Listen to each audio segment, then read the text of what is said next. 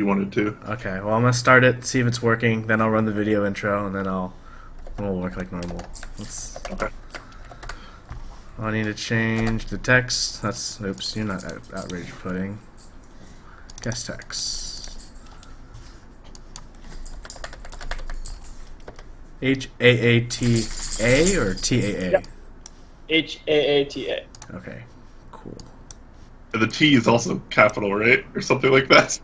Because I came up with this name in like the early 2000s, and so that was the thing then. That's so good. Oh, we're live. Okay, cool. Time to do the video intro, so 14 seconds of silence, please.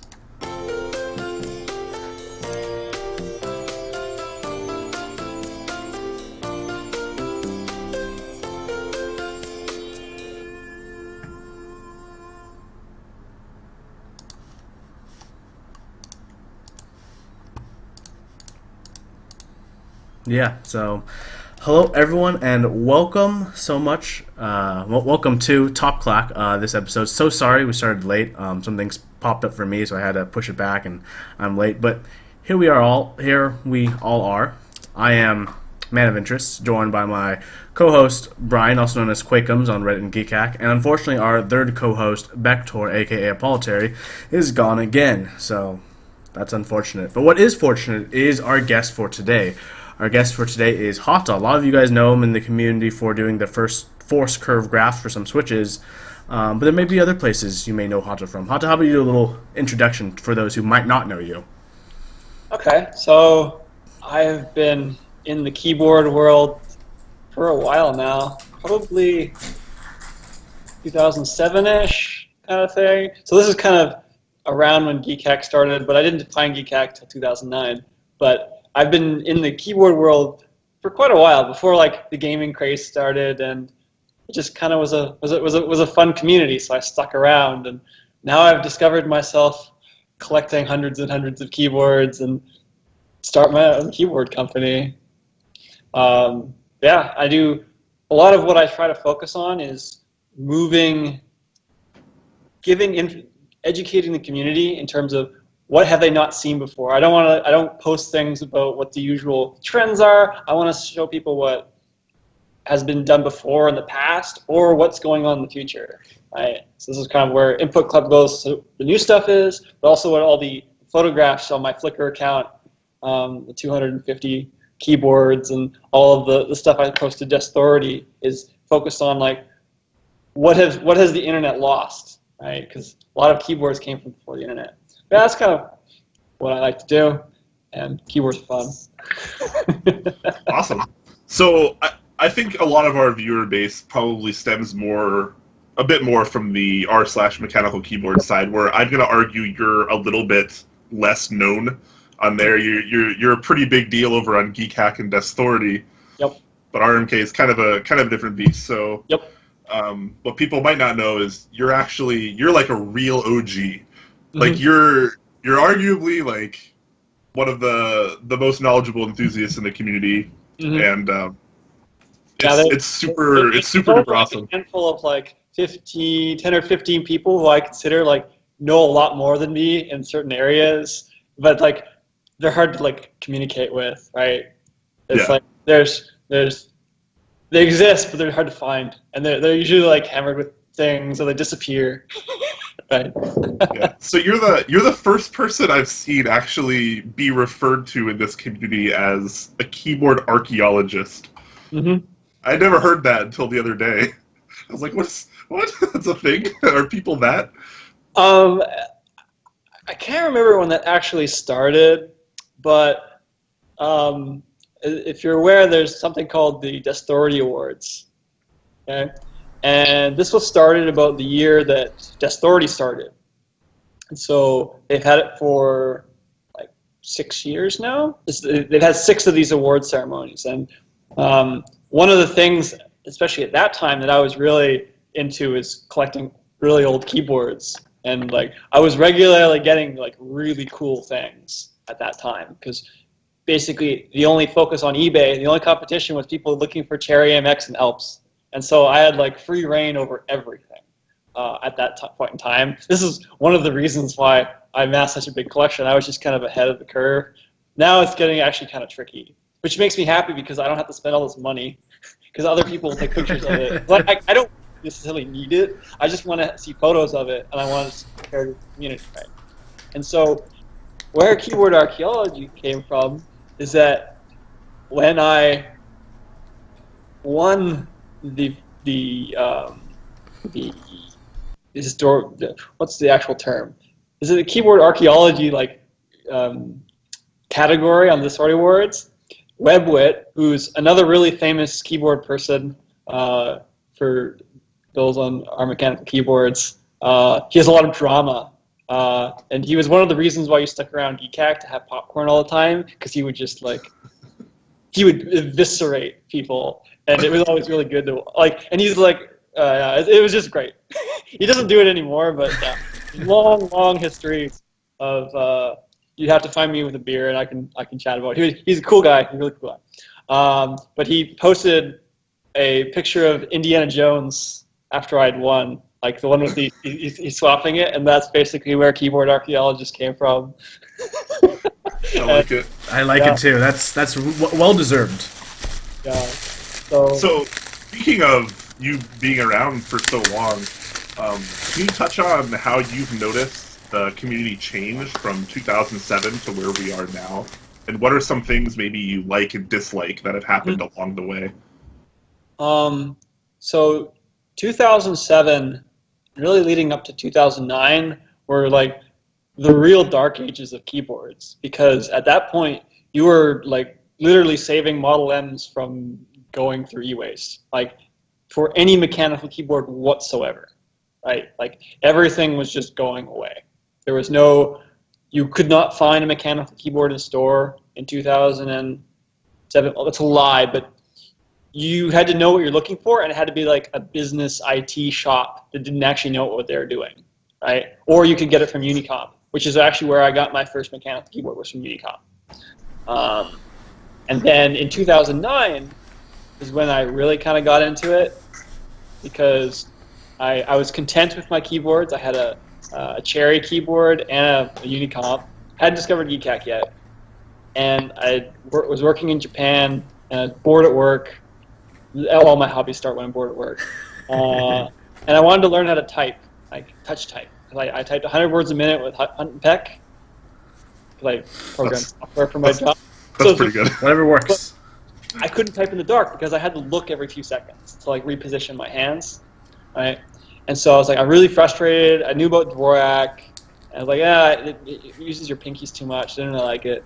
So eventually I found Colmac, and I actually found it through Geekhack through Carpalex, which is this kind of iffy research on keyboard layouts, but it got me interested enough to read into stuff. Right? Eventually I settled on Colmac, so that's what I type now, and I actually touch type. It's wonderful. But I discovered along the way, being bored at work, is that at that period of time, Japan was the center of the world for keyboards. Some of you may have heard of the store called Cleverly. I do have some pictures in my Flickr somewhere. But basically, you take a picture, it's just full of keyboards. That's all the store sells. Keyboards. Mechanical keyboards. They had all the Topre keyboards. They had a Mutron. They had literally everything. That's awesome. And you just go there, and even the rest of Japan, Akihabara, even general large electronic stores had happy hacking keyboards to try out. Just there. This is all in 2009. And so I'm this is really cool. I don't have to spend $900 trying out all the different Topre keyboards, because I could just try one and just buy the ones I want. I did end up spending that much money, but that's another story.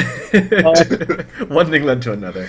A drop in the bucket, in the grand scheme. I was a poor student at the time, so there's a lot of keyboards can get expensive. I'm sure everyone here knows that.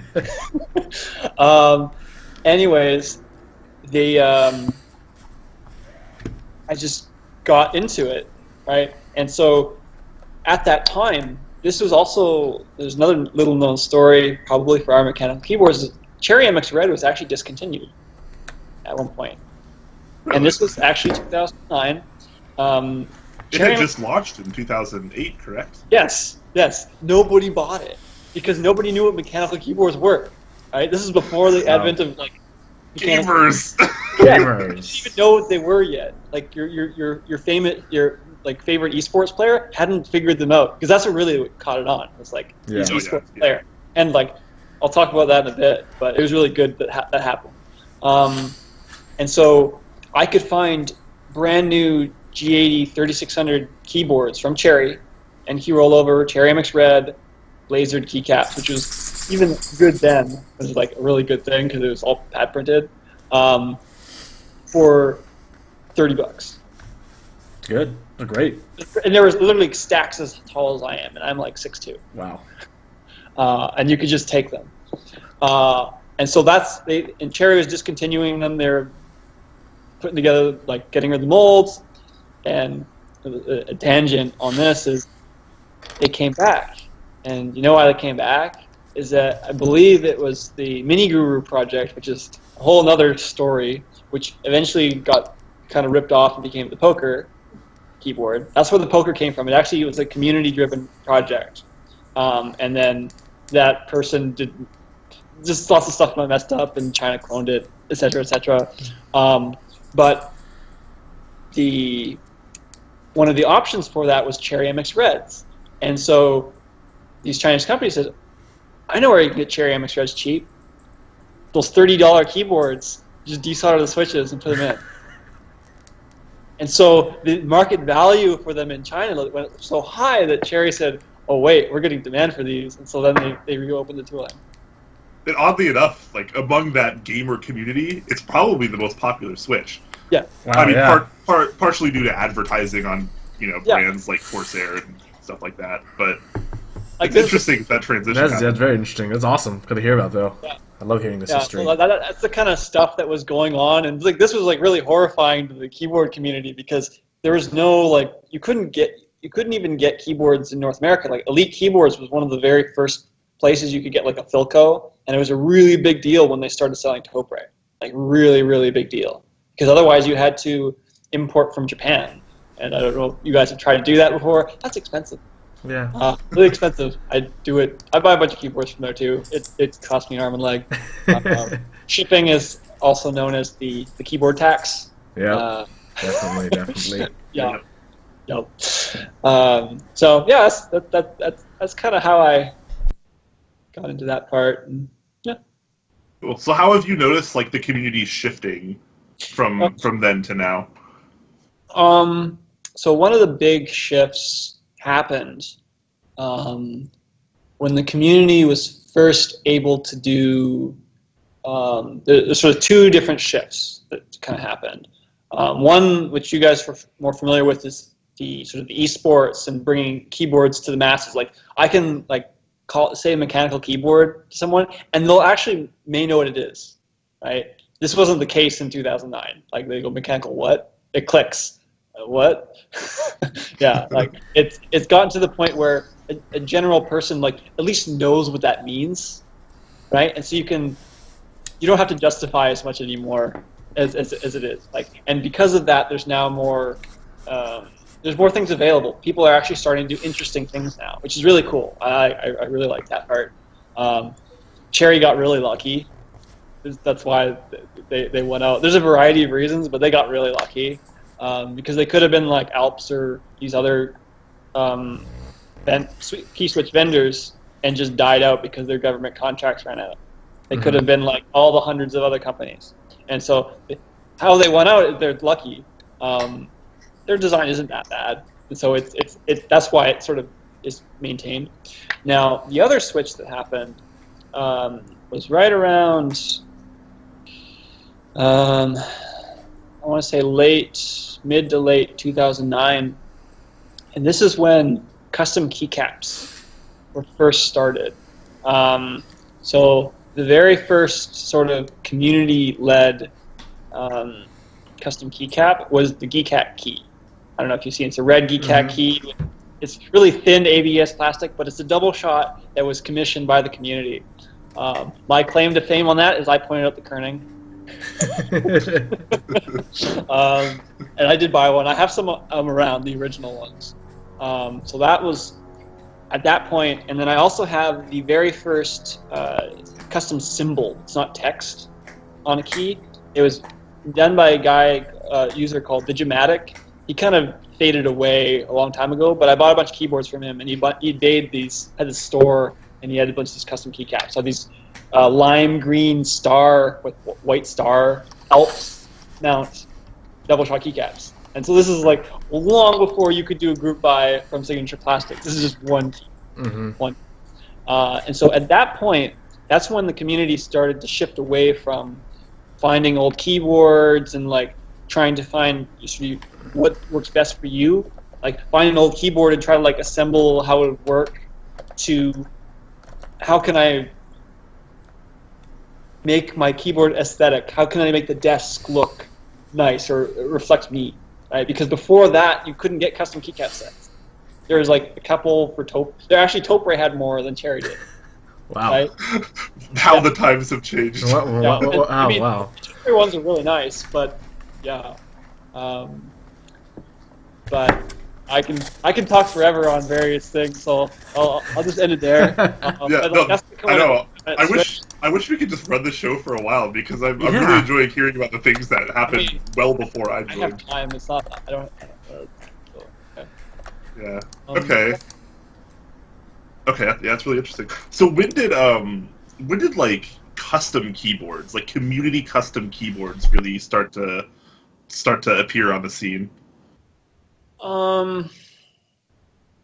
Like all these fancy Korean customs and stuff, and the Chinese customs that we see nowadays, like duck products and things of that nature. Like when did that whole kind of revolution start, where people like the hardcore enthusiasts shifted away from OEM boards and moved over to custom? But there were actually there have always been the hand-wired prototypes. Those have always existed in some form. But I've always had a personal problem with those for two reasons. One, you have to put all that effort into your next one, and two, it's really hard to debug. Right? So to me, it's a custom keyboard, but it's just a prototype. It can never be like a full thing because you can't replicate it. It may be slightly different or that kind of stuff. So those have like always kind of been around. Those were helped out a lot with the advent of GMK and Haata. Like that was pushed along a lot with that. There's also firmware stuff I can get to. That's kind of like the main point. That was a big part of it, a firmware that didn't suck. The other part that was happening around, I want to say around 2009, 2010, Korea or South Korea actually got into keyboards pretty crazy around that time as well. So they kind of looked at Japan and seeing all these cool things they had, and we're starting to get Taupes that you couldn't even get in Japan. They're commissioning these things. I can't recall exactly which company. Had to do with, isn't Leopold Korean? Yeah, yes. Leopold is Korean. And so Huey, please. Another anecdote about how Elite keyboards went from Philco to Leopold, and that was like a really crazy thing that happened. And it was a lot of drama. But when around like 2009, 2010, yeah, about that time, Korean customs are starting to like pop up. Right? They were designed by someone in Korea who had know-how. They knew what they were doing, and they're really fancy and really expensive. Right? Before, like your really expensive keyboards, were going to be like your Microtron, your Kinesis, your Data Hand. Like those are like really high-end, ridiculous keyboards. I wish I had a Data Hand. Those are so cool. They look so amazing. Yeah, they are pretty cool. I've almost bought one a few times, but I don't know how to be learning one. It's crazy. Yeah, someday I'll make an ergonomic keyboard that I really like. It's one of those things. Like I have problems with my thumbs, so like ergodoxes are hard to use for me. I destroyed them playing Street Fighter 2 on the Super Nintendo. That's the reason I don't console game very much. That's one way to do it. For a while. So But I can use the microtron because it has like the curl under, which is I play piano too, so like that muscle works good. So yeah. But yeah, like right around 2009, 2010, the Korean customs really started to kind of show off like this is what like a polished custom keyboard could be. They had a lot of other problems, like flashing has always been a nightmare. It's still a nightmare. I hear about that, even for the Ducks today. Yeah, and so one of the big things that kind of pushed the English-speaking community forward was the Hasu. Like that's the big. He's a great guy, by the way. I've drank with him many times. That's awesome. Yeah. We need to get him on the show. Yeah. He's a little tricky. His English, his spoken English is a little hard. His written English is amazing. Like it's absolutely amazing. But yeah, he's a cool guy. Cool. Anyways, we'll move on a little bit. As much as we all love keyboard history, let's talk a little bit more about your personal keyboard preferences. Mm-hmm. So, like, what kind of switches do you typically prefer? What kind of like layouts and keyboards do you rank your highest? So that's the answer I used to give was it depends on the day. I'd actually switch out keyboards every day, and I can type on any layout at any time, at any weight, from 20 grams all the way to 100 grams. I can type all of them. But now it's kind of gone a different way. It's what keyboards piss me off the least. Is kind of where I'm at. Wow, that's one way to put it. Yeah. Wow. I realized around 2012, right when I was starting to amass like a really cool collection. Also, that's when at the time I discovered parabolic switches. I don't know if you know what those are, but they're a different type. They're not linear, they're not tactile, they're not clicky. They're actually a separate category. Okay, you got to talk about those for a second, because I'm sure most people have no idea, including myself. Let me see if I can find a link somehow, and you guys can post it somewhere so people can see it. Just 30 Wiki is awesome, by the way. Dan Beersmore is an amazing person. A little bit grumpy, but he's a little grumpy, but he's an awesome person. Definitely check there because it's where I go for all my knowledge now. Before I had to like think about it, like remember all the things, but now I just use what he says. It's so much better because I don't have to remember all of it. Let me see. So Burroughs is a really cool company. They're kind of like like smaller size IBM, kind of like UNIVAC. And so they have a lot of patents in the kinds of switches. So where do I post links for you guys? You can either send it to us on Skype and I'll post it in the Twitch chat, or if you have the stream open, you can post it directly to Twitch chat. Either one. I'm not going to worry about like trying to log into Twitch because it's probably not in this computer right now. Yeah, I just posted the Authority link on Skype there for you. Okay. Here we go. Yep, I'll post that. Okay, Burroughs Optoelectric. Yes. I can explain this switch a little bit. It's really cool. It looks interesting. And it's really smooth. And this is kind of one of the things. It doesn't use a standard linear coil spring. It uses what's called a torsion spring, which means the force increases to a certain point and then kind of falls off. It's a little bit hard to show with the current diagrams, but if you look on the right, there's a force curve on the patent. And you'll notice that it follows this parabola and parabolic curves where it starts preloaded, goes up, and then it falls down. Right? And so what's really neat about that is it's still tactile, but it's smooth the whole time. There's no drop-off point because your fingers will know something happened at that point when it falls over, but it's really smooth the whole time. That sounds I'm amazing. really struggling to under know the how concepts. this feels. Yeah. I need to. I'm trying to think about how it feels, how it would feel on my finger. It's really hard to. Yeah.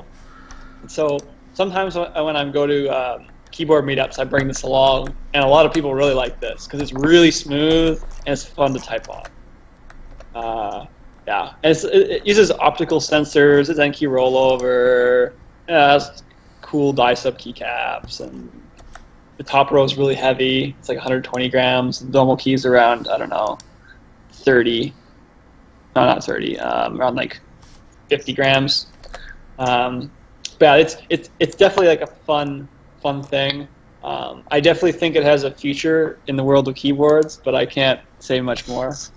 Is this particular keyboard or switch pretty tough to find these days? Yeah. I imagine there are, as far as I know, I have two, and I actually am in possession of a third one that some JWaz, who's a moderator on Keyclack, if you know who he is. He's a longtime member. Jesus was a zombie. Great nickname. That's a great nickname. Holy crap. Yeah. Anyways, so he's trying to get me to build a converter for him. Because I actually built a converter for this type of keyboard. It actually works really great as a functional keyboard. And then I know of one other one that was bought on eBay. So as far as I know, there's like 4 to 5 known in existence. And they never show up on eBay, ever. Wow. I have a terminal with one too. It's really cool. The cases are kind of crappy. The switches are mounted to a really good plate. PCB's good. Switches are pretty good. Keycaps are good. But the case around is like really crappy. All right, so basically, you're in California, right? Yep. I am in San Jose, California. What would it take to get you to come out to the Seattle meetup in July? It might be possible. It really depends on like timing and like how much stuff I would bring. Because to me, it's like, okay. Yeah. See, for most of us, we just pack up all of our keyboards and then we go to the meetup. But for you, that's not really a thing. When I moved to San Jose, I drove from Toronto to New York City Times Square to pick up some keyboards. I drove in Times Square with a U-Haul truck, middle of the day. Wow. Crazy, don't do that ever. Wouldn't recommend it. And then I drove all the way to California for that. Wow, from In a U-Haul truck. New York, Jesus. Times Square, in a U-Haul truck, all the way to California. Yes, and I didn't go straight. I actually went to like Virginia and stuff. And it did like 6 days. Well, it sounds like an amazing road trip, though. It was fun. It was so expensive. Don't do it. And U-Haul costs are like not worth it. Totally not worth it. But I had to do it because I wouldn't trust another moving company to actually move the keyboards. Because I had all these keyboards in the back. Yeah, that's understandable. But yeah, I have my guesstimate is I have like around 500 keyboards. But I've been using that number for like 3 years. So And you're constantly gaining more. Oh yeah, like every week, it's like there's more piling up. So like my incoming is way faster than my taking pictures of and documenting and putting in boxes properly. So I need like an intern to like keyboard intern to like go through and document and clean these keyboards because keyboards are really dirty. If you guys have ever noticed, they're like Do you know any one enthusiast that has more keyboards than you? Perhaps. I know Clack of Clack Factory fame may have more.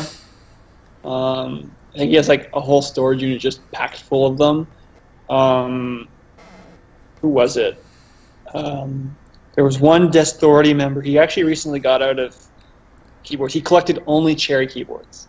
So he had like the Michael Schumacher version of a Cherry keyboard where it had like his face on it. I don't know if you've ever seen that. It's really gaudy. Yeah, okay, let me see if I can find a picture of this because it's so bad.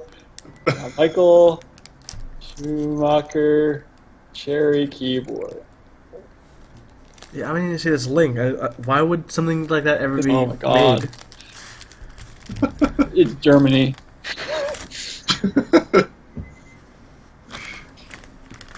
Let's see.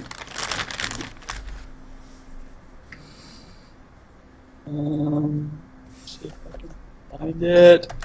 Don't fail me, Desauthority. Oh, here it is. I found it. Yes. Does it have his face on it? Or I'll post it in a second. All right. Here, guys.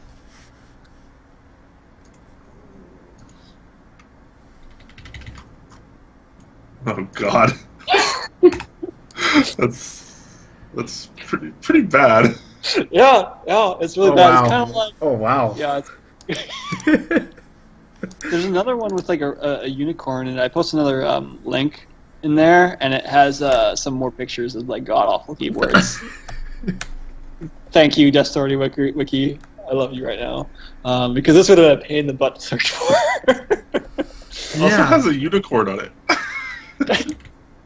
Well, I gotta post this link too. Yeah. There you go. And so, what was the original question I was going into? I can't remember now. All I can think of is Walker. God, I don't even know. It was. Are there any other enthusiasts you know of that might have more keyboards than you? Yes. At one point, WebWit probably had more. I don't think he does anymore. The cherry enthusiast who found this Michael Schumacher keyboard, he, I believe, at one point had more, because his goal was to collect every cherry keyboard. Wow. And just think about this before gaming stuff happened. That was like an insurmountable task then, and he was like close to doing that because he wanted to find like all the rare versions. I don't know if you know of 002. He actually collects Topre keyboards. It's like all the really crazy ones. He's been a long time. I knew him because he's in Australia, and I used to be in like a similar time zone in Japan, so I'd chat with him all the time. Huh. But yeah, so he probably had more keyboards. I think he sold most of those. And then there's other people who sort of go to these giant recycling places. So like XMIT may in theory have at any one time more keyboards than I do, but like I have individually selected all the keyboards over and over and over again. So there's been some hauls in various places. I've definitely done the equivalent of dumpster diving many times. The school I went to was really good for that, University of Waterloo, because it was one of the early schools that had like a computer science department, like one of the first ones. Yeah. And so they had a lot of old keyboards. I found a keyboard that was made in Kitchener-Waterloo, and it was made of, like, the case was made of MDF at a furniture factory. Yeah, it's a Volker Craig. Early keyboards. Yeah, and so, like, I found lots of old keyboards there. That's kind of what got me into the historical stuff. It's like I was finding all this stuff for free in the e-waste bin. Like, this is cheap. I can afford this. But they were really dirty. That is one thing. So but, wrapping back a little bit, just to since we never really got to your favorite like switch type and stuff like that. Have you kind of just evolved past caring about switch types and stuff like that, or do you actually have like a go-to? Haata is above switches. He's like one of the few people that can say that. That's actually kind of a good way to put it. But my default these days, and I can it's been my daily drivers is like Topre pretty much pisses me off the least, and there's a bunch of reasons for this. One, the keycap sets are good. Two, it just works. I don't have to like mess around with firmware, because if it's my own firmware, then I have to like make sure it's perfect. I'm not debugging it all the time. So then I have to like two of them. The other part is how much can I go into this? I don't know if you're aware, but Input Club for the K-Type is actually coming out with a new switch. Ooh. Yes. That I have designed based on force curve. And so I didn't just like, take what quality is like, choose what lube I wanted, and like do that kind of thing. I actually went and took a force curve and designed a slider from it. That's awesome. That's going to be amazing. Try out. So prototypes already exist. I have them. We're waiting for production samples, and it's going to launch with the K-Type. Ooh. And so it's coming out, and it's gonna be really awesome. And so this is one of the things is like it's the first cherry style switch that I actually like using. And I can't spoil why I like it because it spoils too much of this vibe. This has to do with what I look for in switches. But even then, I actually categorize switches by different type.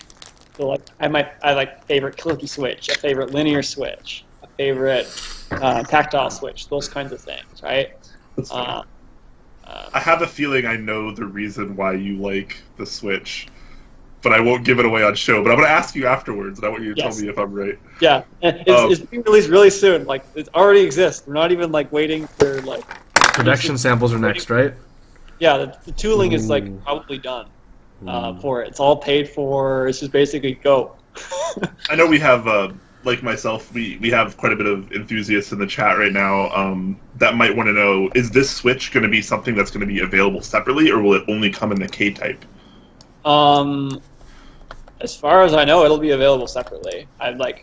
We're not putting it through to just be like things in Input Club products. Like, it's definitely something. It's how it'll be distributed will be another thing. I don't really know all the details of that yet.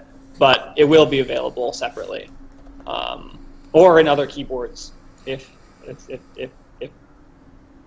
basically negotiation, try to figure out how it like all works, because production runs, like how many do you get made and all that kind of stuff, because none of them have been made yet. Right. So like we'll have to see. Like the first keyboard that I'll have them is most likely going to be the K-type, but we may like if we have extras around, we may like just release some for sale, or like send them out to reviewers and various things like that. Yep. Sign me up for some of those switches. I review things. Yeah, you and I both review things, but I would just buy some anyways. I would buy some. I would buy some as well. Yeah. So I'm always looking for new really switches. awesome. Yeah. So yeah, I was very happy how they turned out. Like I was actually when I started that whole project, and I'm sure I'll have like a multi-page write-up. I don't know if you read my force curve article. I happily read that. Yes, very happily. That was my story of keyboards, and that was it took me like 2 days to read that. Yes. How long it took me to write that? Oh my God. And so there's like not that length of a story, but there's a pretty long story of in explanations, and it's like there's physical characteristics of like what I designed in, and like why this force curve is important for a tactile switch. And so like for me, like I want to if this goes really well, like if people buy it, like this means like it's actually worth it to make these switches. And that's like one of the things that like really excited me about all these gaming keyboards, is that people know about keyboards, and so there's more enthusiasts. Yep. Right. There's more people that get into keyboards just at an average level. That means there's going to be more enthusiasts who actually care about that kind of stuff, and so that allows the community to do crazier stuff, right?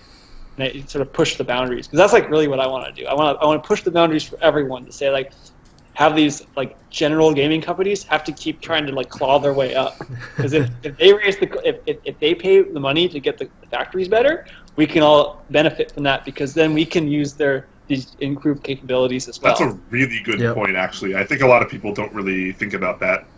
No, like it's not about like selling out to all the big companies. No, like there's a lot of these factories are either using like these really old tooling from the 80s, right? Signature Plastics is like one of them, right? Or they're coming up with new tooling like backlit PBT keycaps. Do you know how much nightmare that is to find? That's like one of the reasons why the K-type has been taking so long, is like that. And I don't know, I can actually go through all like issues that I've had to do just getting a keycap, like just sourcing it. It's so hard, because it like to be like a proper enthusiast product, it has to be PUT, right? You don't want to go shiny, and if it's an RGB keyboard, it has to be shine through. Like that's it. It's like plain and simple. It has to be those things. So yeah. In terms of, back to like what I like to type on, Topre is kind of where I've settled on. Generally, at home I use a Mutron, keyboard. Wow. So I really, really like that layout. Now, I don't have what's known as sausage fingers, as some people may have. My fingers are fairly like long, narrow, and so I can actually use a Microtron keyboard. Tangent Keyboardio. I don't know if you Model 1. I think that's what it's called. They're good friends of mine. He got a Microtron keyboard, and he probably wouldn't have designed his keyboard if he could use a Microtron. He probably just would have been happy. And, like, I'm like mostly pretty happy with it. The controller is kind of iffy, but everything else about the keyboard is wonderful. I love it. And then at work, or like my other desk is workstation is the Topre Hypro. I really like Hypro keycaps. Topre Hypro is so nice. It's nice.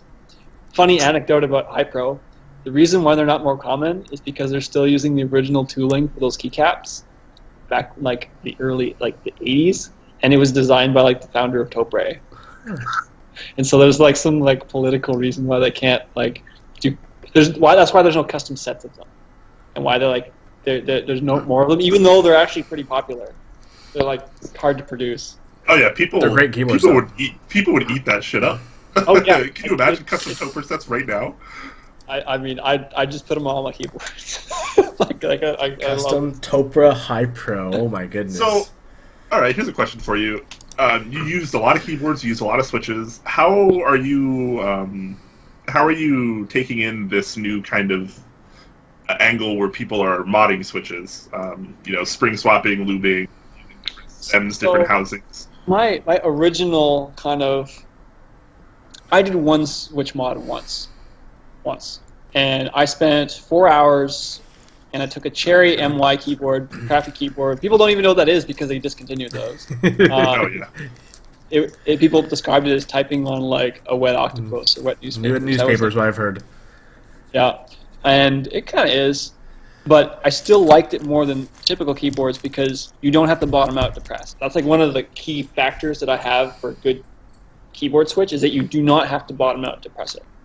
It has to do with ergonomics of it. You can use your muscles instead of the table or keyboard. And one of the mods that you can do, it has 2 springs in it. There's a coil spring and a leaf spring. The leaf spring is what actually does the pressing. So you can remove all the coil springs, and it takes it from like 75 grams to 20 grams. So you can go like a 20-gram keyboard, just like that. But it takes forever to do. And so I did that, and like, this was a lot of effort. I don't have time for this shit. That's fair. That's fair. I was like, I really don't have time for it. And so that kind of like where my opinion started. And then when people got into modding switches, it's like, my problem with Cherry is that, okay, modding will only make it better. It's like putting a lipstick on a pig, right? You can only sort of fix those characteristics so much with modding switches. Now, on the other hand, when I started working on this custom switch, it can get very interesting depending on what you do to the switch and what you can do for modding. Even like changing springs or spring length can do a lot to the switch in terms of what the characteristics are. And so that's actually gotten kind of interesting to me. But again, I'm like, I'll do it to like test like a couple switches, but I will never do it for whole keyboard. However, I fully support people doing it. I think it's kind of fun. It just to really be a thing, it needs to be consistent. You need to have like consistency across like 10,000 key switches. It needs to be exactly the same, right? Otherwise, it's just like going to a donut shop, and if it's like a mom and pop one, you could have a really bad donut, but you can have like a super amazing donut. Whereas if you go to, for those Canadians viewing, Tim Hortons, it's all like factory-made donuts now, and so they're all just mediocre. Right? So do you want like that one really good one and like a bunch of bad ones you always have to watch for, or do you want just like consistency? And like it's like a conscious decision that people have to make. Mm-hmm. Right? So yeah, modding switch is really cool. I fully support people doing that. It's hard to like sell them in mass, but Oh yeah, I'm talking strictly on like a personal enthusiast Yeah. level, not any kind of mass production. Yep. Like you had like the what's called the floss mods for Model M keyboards to make it quieter, and like there's like all these different things that people have done in the past for switches. Like people used to clean ALP switches and like rebend the click leaves and do all these things to them, right? So like switch modding is actually not that new. Just what has been available is a lot different. Like now we have gold springs. I don't know what those do, but They look cool. They look cool. That's it. they look cool. Yeah, or like stickers, right? I don't know what the opinion is on those. I don't But I know. mean, in the community, that's kind of what this community is all about. Is it's options, it's preference, Yes. it's availability, it's experimentation, it's innovation for the sake of innovation, Yep. et cetera, et cetera. I mean, So keycaps are a thing. Like most people look at it as like you pay how much for plastic, right? Yeah, like it's obscene that way. But if you like think about it, it's like it can make a difference, a lot of difference, depending what keycaps they use. And that's what's absolutely. interesting. Oh, It's yeah. very deep, but it seems so shallow. Yeah, a lot of people can't relate to it. You have to really be in the hobby. Yeah, I don't try to convince people why I'm into keyboards. Like, if you want me to talk about it, I'll talk about it. I'll tell like a few things I do, but like I don't talk people's ears off most of the time.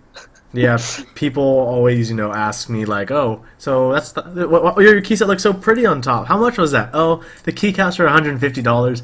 "Oh, it's $150. That's an expensive keyboard." No, just the Just the keycaps. keycaps. Just the pretty part you like. The board was $400. At least, yeah. Yeah. So, All right, so you did mention the K-type earlier. That's Input Club's big new thing. Do you want to talk a little bit about that real quick? Sure. Just the quick overview. We hope to Yeah. launch it very soon. I know that's like sounds like a broken record because we've been saying very soon since January of last year, which is when we actually showed it off at CES last year. We had something to show off, and it worked. It was like a fully functional keyboard. We could have manufactured that. But one of the things that we did early last year is we shared the K-type on a site called Idea Hunt, and a few hundred people actually chimed in on that to sort of make suggestions for the K-type, like additional things we could do. And one of the things that actually came out of that is the underlighting. I don't know if you've seen the recent K-type videos of how the lights work on it. We'll have some more soon, but there's an underlighting strip that goes around the sides of the keyboard. So that came out of that. We have a few things like how we improved the keycap set. Like if we launched it last year, we probably would still be using the Vortex PBT set. Now we've actually switched to a different set. I don't know if I can actually say which one it is, but it's a different set. It's way better. That's good to hear. The Vortex ones you can actually like see the ribbing through it. So some of our early videos you could see like the underside of the keycap. These new ones, they don't have any of that. So it looks way sharper. Nice. So like a lot of improvements have been going into it this whole time. But yeah, so the K-type in general, for those not aware, is a enthusiast grade keyboard designed for consumer. Right? It's trying to say, okay, we've done kind of these more very enthusiast keyboards, like a 60% keyboard is not your standard keyboard for people gonna like go to Fry's or go to Best Buy to buy. Then we did the Ergodox, which is even crazier, right? The Infinity Ergodox. And then we did the White Fox, which is starting to like slowly become, it's a very popular keyboard, but it's almost kind of a regular person could go use it, but it's still a little bit too far away. It doesn't have all the keys that you need. It possibly need, but if you look at a 10 keyless, I could give it to my mom and she could use it, right? Yeah. Like they're not Yep.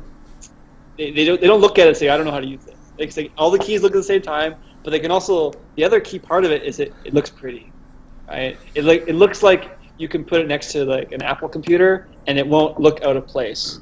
Do you actually have a link to the K-type on hand? so we can put it in the chat for the people that aren't familiar with what it is? Let me see if I have like and while you look for that, Twitch chat, save your questions till the end. I've been seeing quite a few of them, but we do a Q&A at the end of every show, like always. Yeah. So save your questions for that, and we'll get through all of them. Yeah, I'll stick around. I'm not running away. So. Good. Okay, so here's one YouTube thing I did. I'll try to find like another like good set of photos. I know they exist. I just need to find them. Andrew knows where they are better than I do. So here's a video I have that I posted, and it's a very quick animation that I did, but it's running at 100 frames a second. So there's 100 frames being written. This is no drivers. The keyboard itself is just doing this, and it's actually doing all the calculations for all the gradients inside the keyboard. And you can fully type and do all that kind of stuff. It doesn't slow down. And so let me see if I can find another picture of it. Someone in chat helped us out. They gave a link to the official Input Club link. So, yeah. Are these the new keycaps? Yes. In this picture. Okay, those look a lot better. Yeah, they're way better. They even look a lot better. Yeah, I have a few personal things that I don't. Some keys I won't mention them, but it's all in all way better. Like all the legends are on the top, right? That's one of the problems with backlit keycaps and cherry switches is you need the legends to be by the LED because it doesn't shine to the center like the Romer G switches, for example. Mm-hmm. Yeah, and they're PBT double shine through. So, and they're white. That was like one of our key criteria. It had to be white. Yeah. To sort of.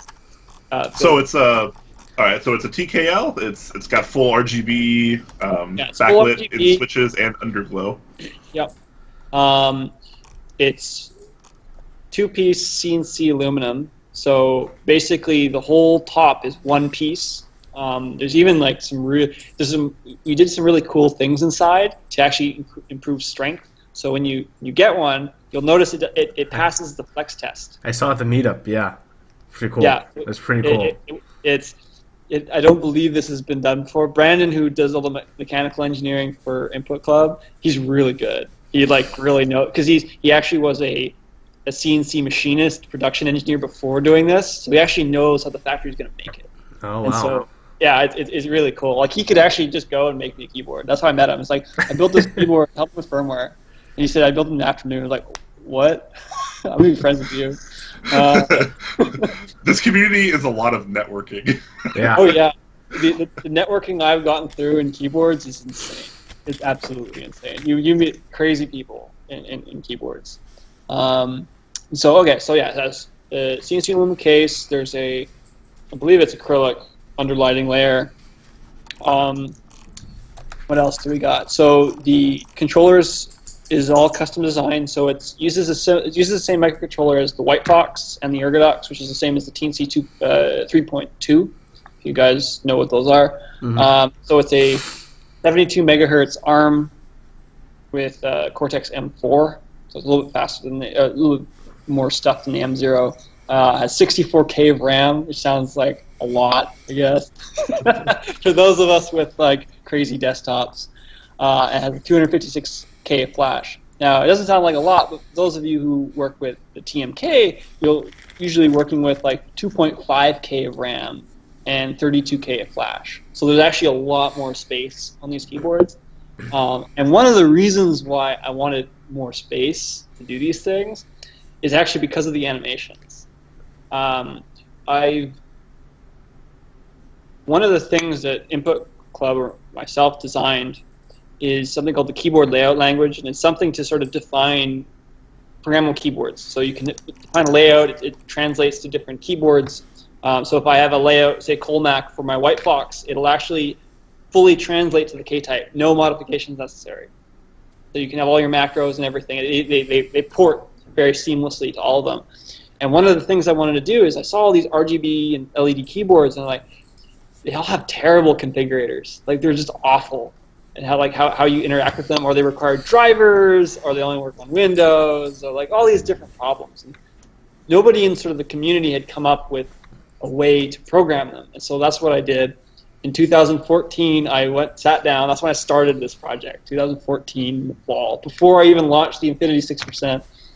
How can I define programmability for LEDs, like reactive typing, and how do I do layered animations? I can actually like layer different things on top of each other. You can manipulate other pixels and stuff. This is all inside the keyboard, so it's all reactive. So when I talk about 100 frames a second, that's a big deal. So like when you press something, it really reacts. There's no delay in your computer. There's nothing of that. And so I want to do it all in text because I look at terminals all day. And so the other part of this is we'll also implementing, just like we do for the white box Ergodox IC60, there'll be a sort of a configurator.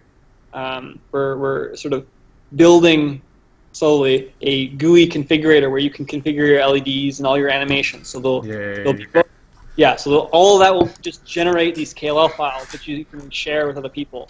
For scrubs like Huey and I, we like those GUI things because we don't really like to mess around with programming. Yeah. And so this rainbow that I did here, I actually defined it in such a way that it would actually apply to 60%. Just because I actually deal with it based on percentages. I don't actually say this key does that lighting. I actually say over this keyboard apply this animation. And so it's kind of the same idea where if you define Colmac on your white box, it's still going to work on the K-type. Same thing for animations. So like that's this really unique. Yeah, so this animation here, and it's actually going to apply to all our previous keyboard. So like the white box, if I applied this animation to it, it would have the same wipe. It wouldn't be RGB, but it would be the exact same thing, and like no modifications necessary. Right? Awesome. Yeah, so like it'll be a lot easier to sort of share things like this, and it's all open source, so other people can use it. Like I'm not. The point of it is not to like show off. Oh, look at those things we do. You have to buy input clip keyboards. No, it's to show everyone's like, if you just try, you can be so much better. Mm-hmm. Right? Yeah, I think we've talked about it before, but I think like creating key maps and flashing them and like hex files and like all that stuff that the enthusiasts do to like program their keyboards is something that I know a lot of people like myself don't really like doing. Like I just want to like I'm all about the physical experience. Like I want to use it. So I'm a really big fan of like actually like good GUIs, graphical user interfaces. So that's something I would really appreciate. I think if you're trying to market the K-type in particular to, you say it's an enthusiast keyboard for consumers, the end consumer you're marketing to the average Joe that just wants to open a GUI and be like, I want that this key to do this. This key with this lights. Lit like that. Yeah, exactly. If I click a rainbow button, I want to just do a rainbow. That's it. Yes. Yeah. And so that's our goal. That's really the goal of this whole thing. Like, but I still want to be able to go to that hardcore enthusiast who says, "Oh, I know how to fix that bug," or "I want to put a game on it." I still want that to be open to people to do that kind of stuff. But like you understand, like that's not most people. It's only like a few people. Yeah. Right. Yeah. And that's kind of what it means to me, being an enthusiast keyboard for the masses. Right. Awesome. Yeah. We should probably move on a little bit here. Awesome information though. Yes. Bombs of knowledge have just been dropped. Moving on from the K-type a little bit. I know a lot of people here are really big fans of your first curve graph machine. I don't know the actual technical name of it. I'm sorry, but I know a lot of people might like to see that if that's something you can. I got really lucky. While this stream was delayed, I actually got it all working. Ooh. So that's I'm going to try to give a demo. It's not going to be when I show the graphs off. I actually do a little bit massaging to like align things. And so what you're going to see here is actually like a raw data, like what I see the first time, but you can still tell what it is. I have some. I think it's called Stelios Aristotle's Stelios things. Okay. Zeal sent me some bunch of switches to measure for him, and I've been like trying to set it up because I've been delaying it for like a couple months, and I feel really bad. But now I have everything set up, and so I'm going to measure one of those, and I'm going to try to go through whole sort of process of what I do. It's actually like rather quick to do, but yeah. So let me see. Get some stuff out of the way. This should be pretty cool. I guess traffic worked in our favor. Yo. Yeah. Hasn't been working in a couple months. Okay, so let me see. Make sure I can get, so I can make sure you guys see me. I think. Here we go. So someone in chat dubbed the machine the Hatometer. It's pretty good.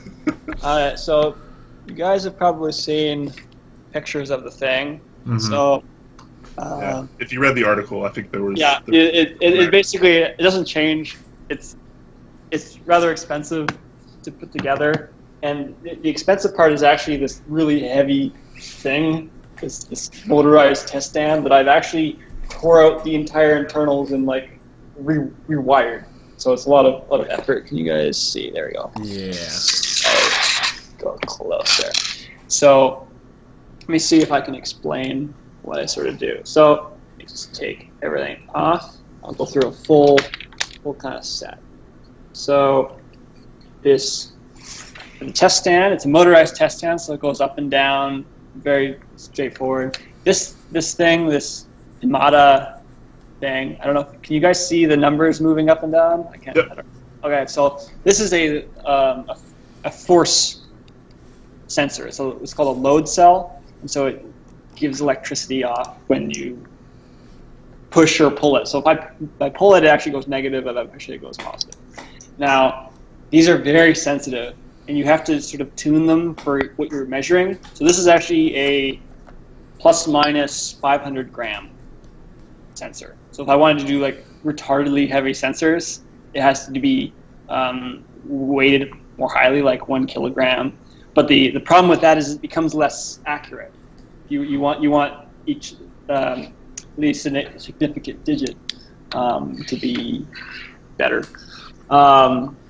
So what I do is I take a switch, preferably with a keycap, because keycaps make it a lot easier.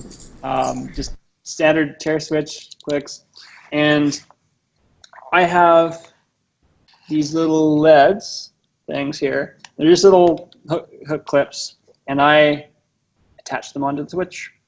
So the purpose of this is to get that actuation point. If you've seen any of my graphs, to be able to determine when it was pressed, I need to. It's essentially like a one-switch keyboard.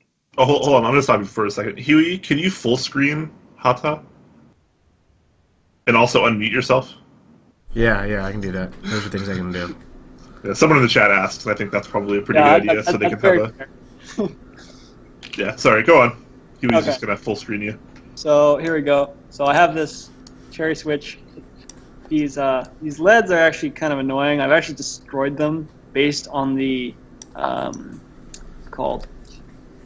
If you've ever looked at a cherry switch, they're kind of flat, and I've actually cut the clips off my leads from testing too many switches. It's just like cut off inside the vinyl test point. And so at the moment, this is still like the best kind of setup I've found. Because like I've tried to set up like soldering, but it's really hard to do a lot of them quickly. Because you'll see in a second, measuring actually is rather quick. It's actually what comes later, and making the graph look all pretty that takes forever. That's not what we're going to show. For those of you who actually like doing that kind of stuff, let me know, because I have so much data. All the Plotly data is online, so if you want to look at it and like math stuff, I'll be your best friend. Because I've had like write lots of custom algorithms to like actually center all this stuff. It's like actually really complicated how to like take this data and be like pretty. This gauge was done in April last year, but it took me until I posted that article to actually have something that I deemed was like sort of okay for the community. And yeah, So if you're in the California area, Haata is looking for an intern. We'll be organizing keyboards and sorting data. Yeah, lots of interns of all types. Yeah, lots of things to do in software world. Actually, if you do Python, I have lots of things. There's also like plotly sorting of just. I'm trying to put together a list of all the switches that I haven't measured. So like ones the ones I have measured, because I just need to like measure all of them once, because like people want to do like off center and that kind of stuff. Like no, I just need to measure all the normal ones first once, and then we can go into like doing the repeated stuff, because I have a lot of stuff here that nobody's seen before. And that's like one of the reasons I have a force curve gauge, is to like show people like I have really cool switches, really cool clicky switches, really cool tactile switches that no one's ever touched before, and I can't ship them around the world to like all 200,000 keyboard enthusiasts. Right? It just doesn't work that way. People are asking for like specific switches done. It's like you actually have like hundreds of switches backlogged that you have not done yet. So like everything. And so like I'm hopefully going to start measuring more switches again. I just I'll show you guys in a second, but I actually moved into a 2,500 square foot keyboard lab. Nice. And how many of you have keyboard labs in chat? And it's really close to where I live, which is like super convenient. And so and I can plug in heavy equipment here. Like I'll show you guys in a second. It's really cool. And so anyways, so I've rigged everything up. Can you guys see the blue keycap and the little test leads? Yep. All right, so I'm going to show you guys sort of two different runs of this. The first run I'm going to show you you just sort of see it going up and down. The next run I'll actually show you the screen I look at in the sort of data stream to see if that actually looks good. So I have a little, for those of you who know my keyboards, I have a little serial terminal into all of my keyboards. You may disable it for the consumer keyboards, but there's a debug terminal that you can like type commands in. Like with the version of your keyboard, can you reload the flash if it's in debug mode, and like debug your scan codes or N-key rollover, all that kind of stuff. So I have these terminals, so I repurposed it for my force curve gauge. And I can just go and say, okay, start measuring second. There we go. God damn it. I will have to type it again.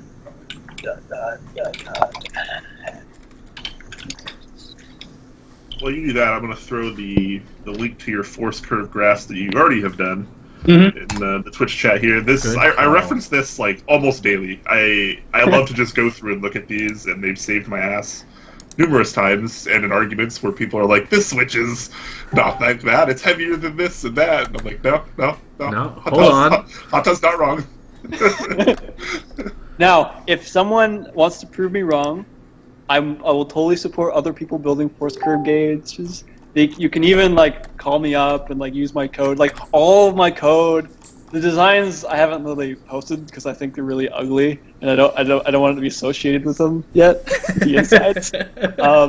But like all the code is all online, and so if someone really wants to replicate this and has basically embedded systems knowledge and knowledge of like how to mechanically put things together, you can build your own with like a few $1,000s.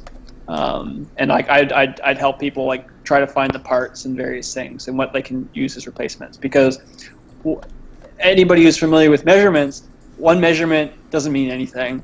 You need two measurements of independent sources, right, before anything starts to even like correlate. And so this is just like a possibility that what it could be. Like I could be totally wrong, right? My calibrations, like I've calibrated this myself. Because I read off the analog voltages, and so right now, because the temperature of this room is different, this graph might not be right. I may have to recalibrate it because I haven't been running it. It would be off like a couple grams most likely, but that's like a big deal, right? Yeah. So like if other people are interested in measuring this stuff, it really does take something that's really big and heavy because you don't want vibrations. I have another machine that I want to bring up. It's a food grade tomato squisher, and it's a texture analyzer. I found it on eBay. It's brand new. I need to reverse engineer the. Are there any experts in Microsoft Excel 2003 VBA macros that communicate over serial drivers? So if you're one of those and are in the Bay Area, you should come. I'll buy you beer. Lots of beer. A lot of beer. Yeah, because you're gonna need it because you're gonna go insane after looking at this thing. But I have another machine that I could use to like qualify against. It's just time. Like in theory it's not as good as this machine because I actually designed this specifically for this. That one has vibration issues for when you do the measurements, but it has a fancy FPGA in there and a lot of crap. So anyways, enough chatting about that. On the gauge itself, I can actually adjust the speed, but right now I just run at a consistent speed. It actually helps me do some calculations. Later, I can sort of set it to go faster, slower during the press, and all that kind of stuff. But it's a continuous drive, not a stepper motor, which is very important, by the way, because it doesn't have that jerky motion. You can be certain it's smooth press every time. That's very, very, very important detail of this. So, anyways, enough talking about that. I'm going to do a test. So I have started my logging program, and basically I'm going to tell it to test 5 times, and it's just going to do that. And I will try to lead you guys through. So the first part, you can hear it kind of chunking away. It's actually in a calibration phase to determine what the bounds of the press are, because I actually don't know where the top and bottom of the press are when I start. And so now once I figured out what the top and bottom of the press are, I can actually go in continuous mode. And because the load cell can only go so high, it can only go to like 500 or 800 grams max, I have to stop it before it gets there, because once you've detected it, it's already too late. And so I need some sort of idea of where it is and where it's not. And so that was a full test. That's all it took. And so now I would like rip out another one, put another graph in, and so like that's how I do it. That's quick. Yeah, it's really quick. So like measuring is fast. It's all the setup and the finding the stupid part number for the switch, and so everything's labeled correctly. That takes so much time. So one of the things that I'm trying to get some help with is actually putting together a spreadsheet table of all the switches I've already measured and the ones I need to measure with all the information I need to put in that graph. Because if I just have that, I can just import it. It's super easy because it's really tedious right now. Because the Desk Authority wiki has some of it sometimes, but not all the time. I have to like make up this information, and that, yeah. So I'm now going to bring this over to what the screen looks like. Let's see if I can actually get this set up. So you can see the screen sort of. See if I can get it close enough. So can you guys see that? The text? So there's 2 sides here. So the one on the right, I can type help. This is my little internal terminal that I have with all the pretty colors. So I have things like clear screen, debug, but the buzzer doesn't work. I'd show that off. But I can move it up and down and stuff like that. So the other thing I do is I have this logger to give it a name. And so what you see on the left, I don't know if you guys can see that very clearly. Can you see this number kind of going up really quickly? Kinda, yeah. Kind of. Yeah, it's going really fast. Let me see if I can get something. So this continuity, I don't know if you see that. Now I'm putting 1 to 0. I can't tell if you guys can see that, but I'm pressing the switch, so it's actually going up and down. So this kind of shows me what's going on before I start testing. And so if I press the switch or press the force space, you can see it go up. And so that's how sensitive it is. I'm like touching it like this is like 2 grams. It's already gone to 200. So this is kind of the accuracy that you're getting, right? So now the way I test, I just type test 5. And so that will do is it'll do 5 test sequences. The first one is always calibration, and so it'll go through and it actually reads from the serial port. That's why it looks a little bit different. And then it tells me, oh, it went to the top. And it's going back. Now it's going smooth mode now. It's going up, down. And all this time, I have to make sure it doesn't destroy itself. That's a thing? Because it's this really heavy mechanical arm, right? And so it's something I worry about every time I touch this. I could destroy this $500 force thing, and I have to buy another one. So yeah, that was it. This should have stopped, but I think there's a bug there. Now, when I have another script that'll actually take this raw data, if I look at it, it's this. How much is it? It's 100. Compressed. Give some people an idea. So it's 186K compressed, but as raw, yeah, it's 4.3 megabytes of test data every time I generate just that quick test. So when people say, "Oh, can you generate like 1,000 presses?" I'd run out of memory on my computer because it's all the stores and that fun stuff. So anyways, so here's the actual one of the graphs. This is what I would get straight out, not doing sort of anything. You can see all the different presses. So I have so there's one press. You can see the first thing you'll notice is that 0 is not centered, right? And this actually has to do with on this switch, I by default assume all switches are 4 millimeters. And so the only part I actually know is when it bottoms out. That's like an event I can totally make sense of because it's this sheer wall that hits me, right? And so I can sort of center on that. So I center on that, and then it goes to 0. So what I'll do, I have these little JSON files. I'll just shift it up by that many millimeters, or 0.2526 millimeters, and I'll just shift it up and then zoom out the graph a little bit, right? So that's like some of the things I'll do. Some other interesting things are like, look at how low the orange thing is, and so how low it goes to 0, which means it's almost sticking every time you press it. Because if there's like any dirt in there, it's just gonna stick. Because if it goes below 0, the switch is gonna stop moving. Right. Other things I do, I don't know if you see it. There's this total force calculation. I did explain that in the article, but what I do is it's the area under the curve. So I actually do the integral for those math underneath the curve to determine how much effort it actually took to press the switch. Actuation for it's the same thing, except it's just right at the press point. But yeah, read the article. It goes into way more detail there, and I just talk you guys for hours on this. All these squiggly lines going around. Part of this has to do with noise. Part of it actually has to do with friction.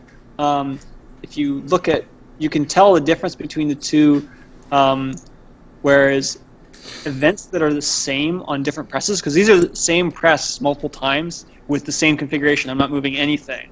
And so if you have the same kind of event, then it's like pretty similar. This second press seems a little bit further away. What that has to most likely do is the switch press down a little bit.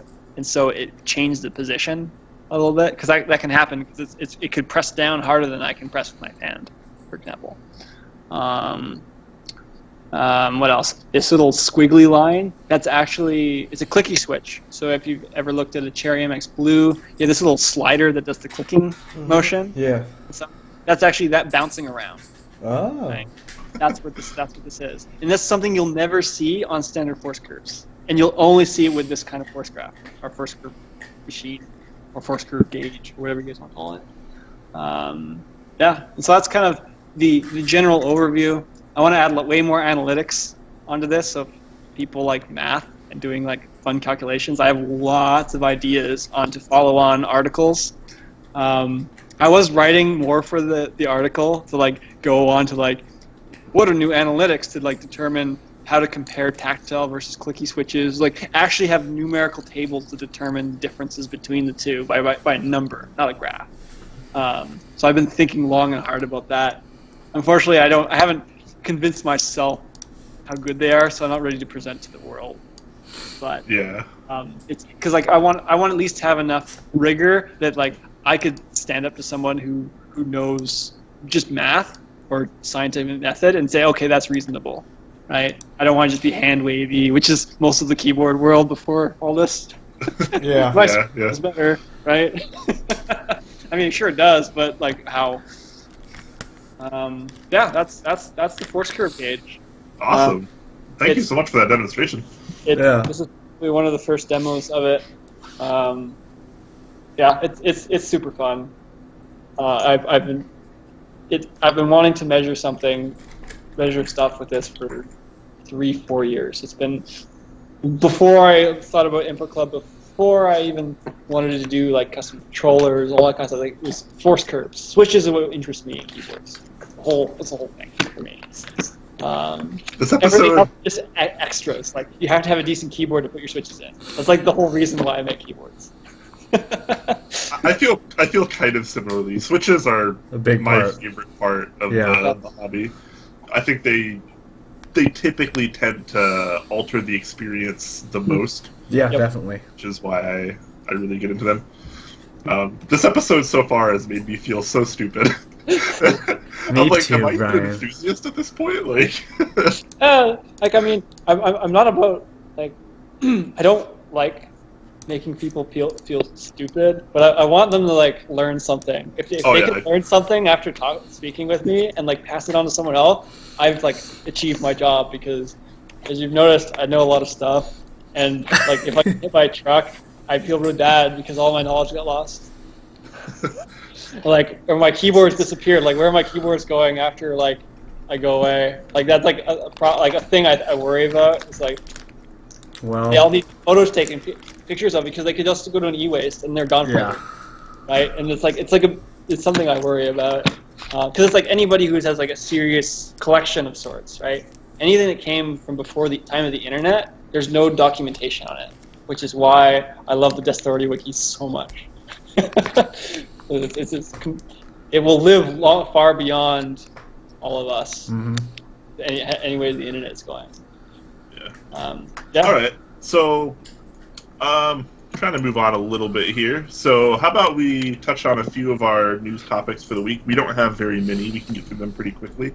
Sweet. Just so people can kind of see that, and then we'll move over to a Q&A. So, if you have questions for all of us, save them for a few minutes from now. All right, Huey, let's actually work this stuff a little bit. I have something. You? Okay. Yeah, I want to bring up GMK Muted by Keyclack. Now that we all know, J-Chan is back in the community, fortunately. He got MOQ on Strong Spirit. Now he's teasing GMK Muted. I like it. This is an interest check. Check. It looks very similar to a GMK 9009 set. Yeah, except different accents. Yeah, different accents, and I think the mods are a bit more gray. I Are you believe. sure of that? I haven't seen it yet. Oh, you don't have the Twitch chat open, do you? Give me look at that. I can look at that too. You can send it through Skype, the easiest. Oh, the Twitch stream. Whatever. What? Oh, sorry. Send him either the Twitch stream or just the link. Well, if I give you the Twitch stream, then you can just see all the questions and Yeah, links. that would be great. Yeah, that'd be love best. the questions people are asking me. Yeah. Okay. Yeah. So it's the Imgur link that I just posted a few. God damn it, Twitch! Stop giving me ads.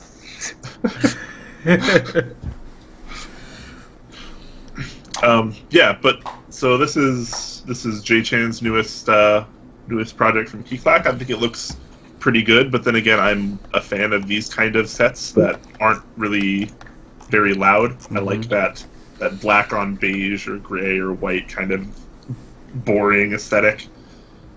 I like it too. I think it's going to do well. I think a lot of people are going to be reeling and regretting missing out on 9009 like you and I are.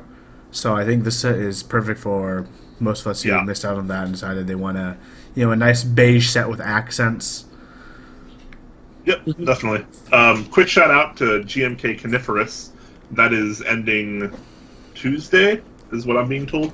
Tuesday's the last day, and they only need 30 more orders for MOQ. So if you're looking for a pretty unique GMK set, check out GMK Coniferous. Can you link the link for the group buy donut cables in chat? Speaking of GMK, so Haata, you mentioned earlier, for you, endgame means PBT. So what do you think about GMK and their keycaps? They're not PBT keycaps. Double shot ABS. I mean, double shot ABS keycaps can still be good. I have one of the reasons why I'm not a very big keycap collector. I bought, was it round 3? I bought every keycap from round 3. I asked for every spacebar, and he asked me. Yeah, I asked for. Basically, that was my request. I wanted all the spacebars, everything that Signature Plastic could do. So I have this giant set. It's never been used, and I got it. It took forever. I was like, I like the keycaps on like my old keyboards better. So like, there's some really good. Like, I have some really favorite keycap sets that are ABS, and I'll be sad when they go shiny. But I mean, it's a preference thing. That's part of the charm, though. A lot of people like that OG cherry shine, and they harvest caps from old boards. It's like when leather gets worn in. For me, like shininess on GMK is like the same way. It's like proof you've used it. Yep.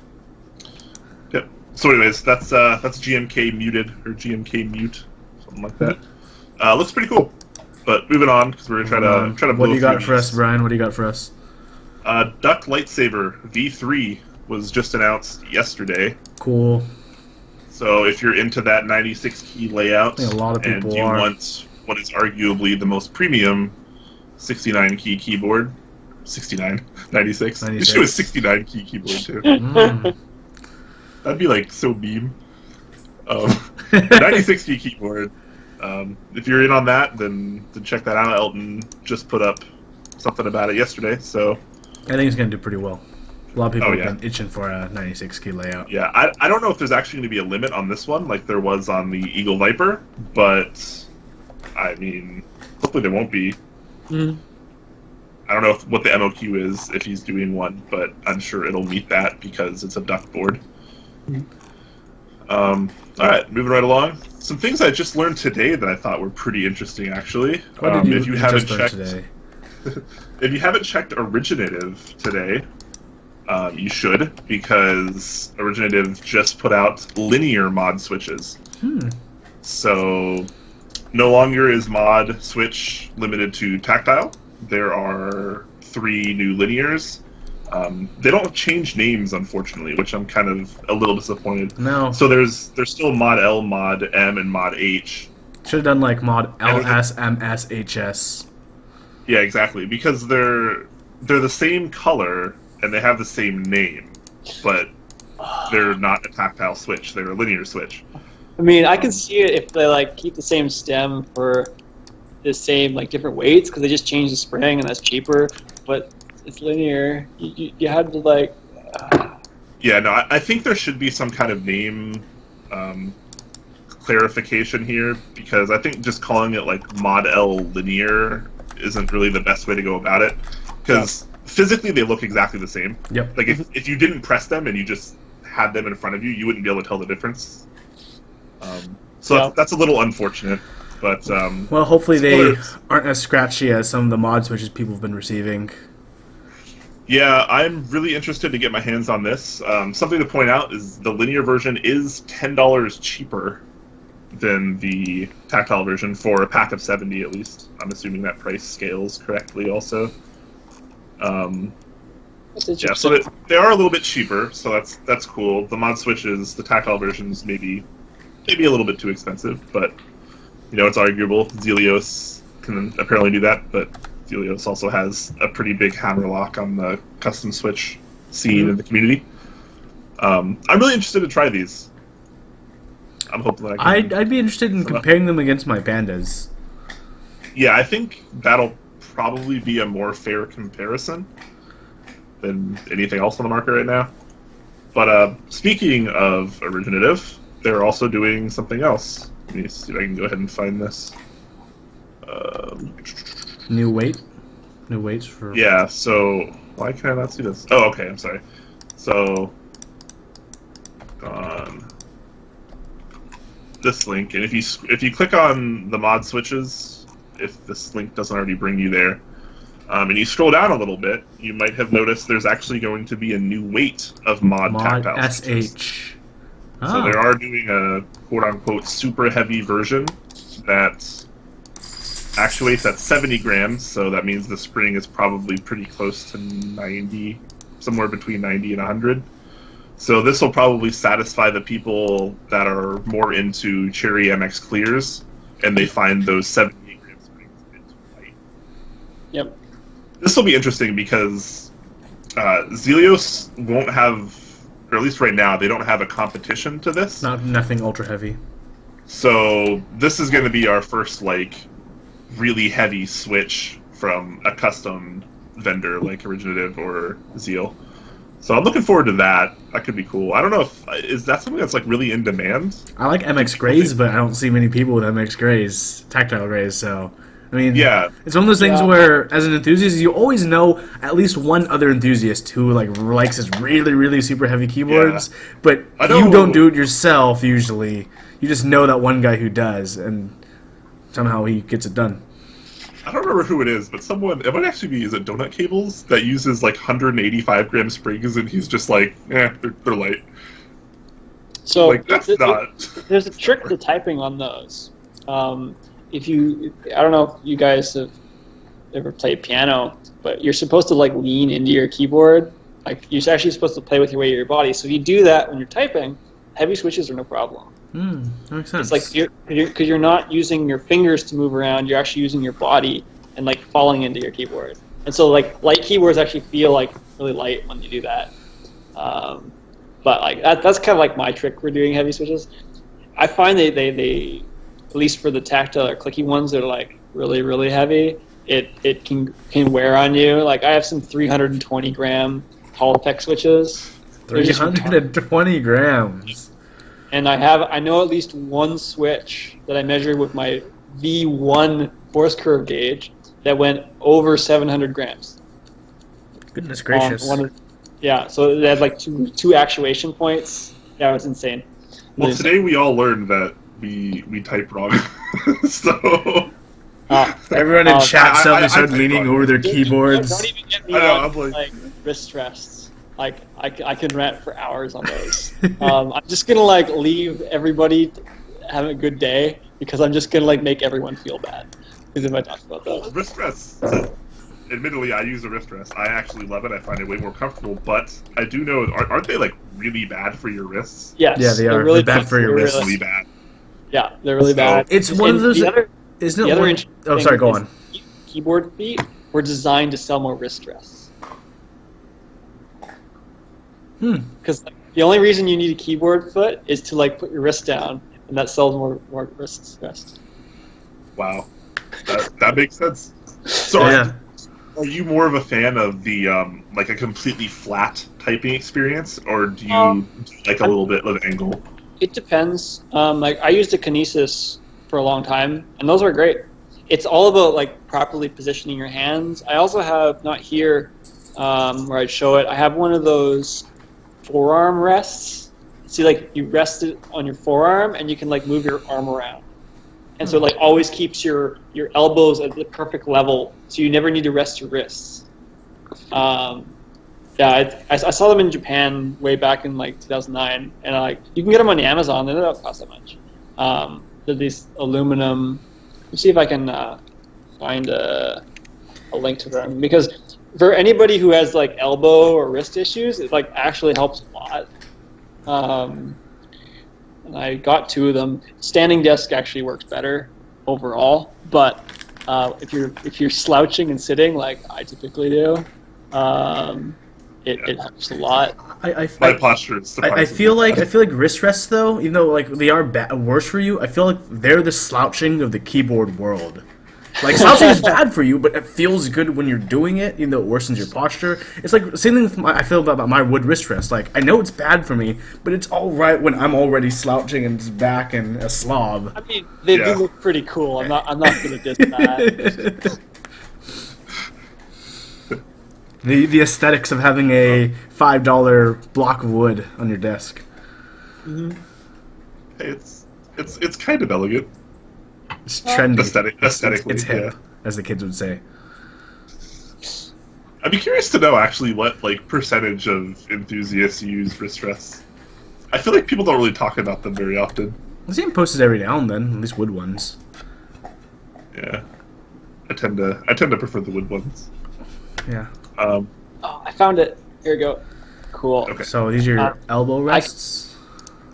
So like this is the cheaper one because it has like a mouse pad. I'll post it in Twitch because I'm actually in there now. Awesome.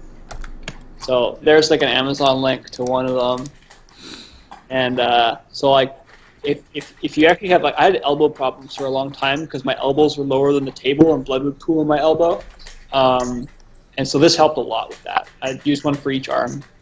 I took off the mouse pad because I use trackballs, and so it's like useless. But yeah. It's cheaper than the version without the mouse pad, so like yeah. It starts to get really serious when you start talking about like blood pooling. Yeah. Ergonomics is serious business. Very true. You make me want to switch my desk now. All right, and also I'm sure you can touch on this. This is something Andrew was telling me about. Input Club is doing a Granite Giveaway. Yes, we have some Granite keycaps. I'm gonna post a link for that while you talk about it for a second. Basically, we were planning to do this giveaway for a long time, so it was purchased back when you can still get Granite. I don't know if we can get it anymore. And we said, okay, we're gonna do this. We do giveaway for the K-type, and we were just basically waiting on it. And now that the K-type is very close to launching, it's like, hey, it's time to do a giveaway. And the idea is like, what better way to celebrate a awesome keyboard than an awesome 10 keyless keycap set? Yeah, totally. Yeah. Granite, obviously, arguably the most popular DSA set. Easily. In Easily. existence. I mean, it's at Yeah. five It's runs sold, now. I think it's sold. Yeah, it's definitely sold. Okay, how many sets do you know that go beyond their first run? Okay, and Granite has how many?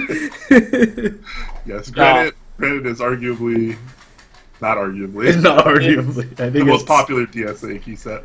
It does look good.